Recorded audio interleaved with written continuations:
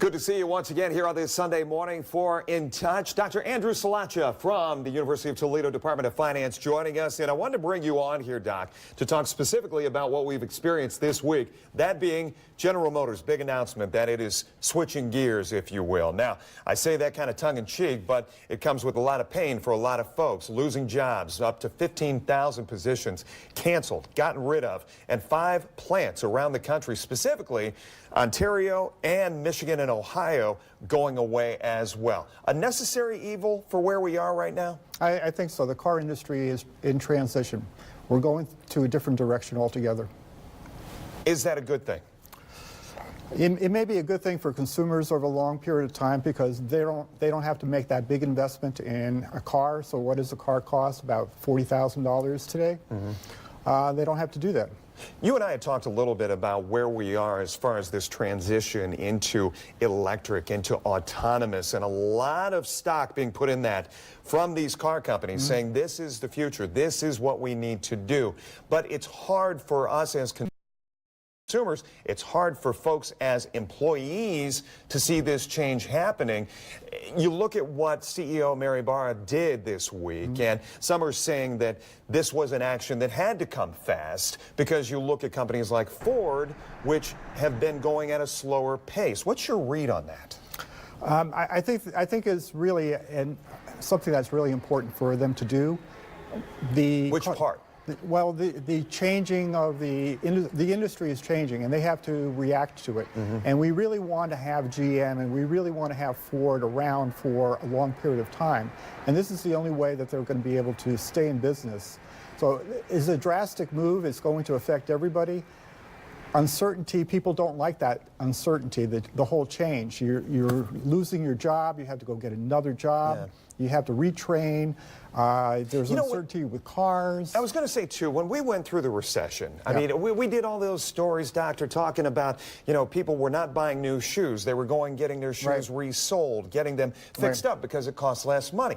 Same thing here. We're seeing kind of the slowdown in people buying sedans. As you pointed out, gas prices less. We're under $2 in some parts of Northwest Ohio.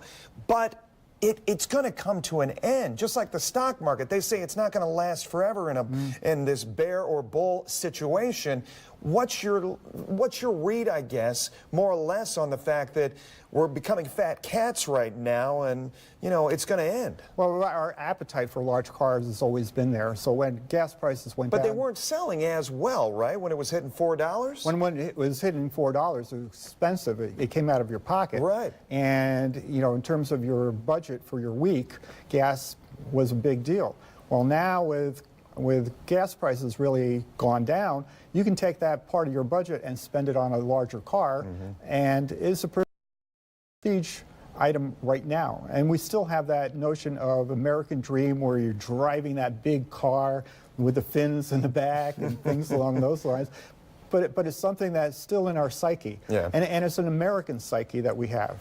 What do you tell? Obviously, these are teaching moments for you, going back to school and having the students sit there in your class. What do you tell them? Because they are our future, obviously. And I mean, do you tell them, hey, this isn't going to last very long? Because we've seen these ebbs and flows as far as our economy is concerned. I think that we have a change in paradigm, a total change in paradigm. So. How we behaved before. So maybe this isn't an ebb, this is the flow. This is the flow. And I think the millennials understand that very well. They're not buying cars, they're not getting driver's licenses, they're looking for different modes of transportation. And you think maybe, Joe Consumer, we're getting to a point where having a car is not so necessary? If you take a look at the older generation, they really want the car. It seems mundane. Right, exactly. So we have a difference in mentality between the people that are coming through, the younger folks that are coming through, versus the older folks that have driven cars their entire lives. And when you were 16, the first thing you wanted was a car. That's not the case anymore. The other thing you talked about is what we're dealing with as far as the tariffs are concerned and how those are affecting the whole game. Right. So The problem with the car industry is that they have to invest a huge amount of money into any plant. And they have to take those fixed costs and they have to spread them along as many cars as they can possibly sell. The problem is in 1990, the share of sedans was about 70% and trucks was about 30%. It's reversed. So now you're spreading that fixed costs among fewer and fewer cars. Yeah. So it's making it very expensive. The profit margin of sedans is really low. And then on top of that, you have a tariff that's been placed on steel and aluminum, which only applies to cars made in the United States.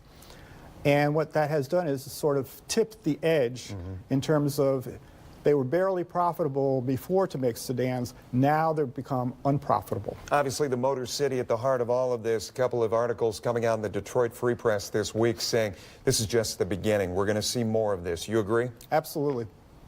To what degree?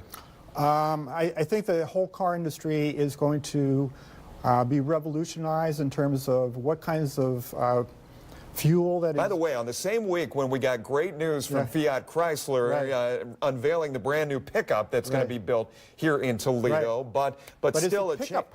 It is a pickup. It's still a truck, right? Right. It's not a sedan. It's a truck. And I don't think that the truck market is going to be affected as much as the sedan market. Yeah. You're still going to drive trucks. Those are going to be very important. So I live out in the country. I need a truck. I'm not going to get a Uber for a truck. Right. You know, I'm not going to have that Uber haul. Load mulch. Exactly, right? You're not going to do that. Yeah. But the sedan market, that's the market that's really going to get hit. Yeah, well, it is an interesting conversation. 2019 setting up to be a very interesting year as far as the auto industry is concerned. Doctor, appreciate it. Thank you so much for your insight. And thank you. You are now more in touch.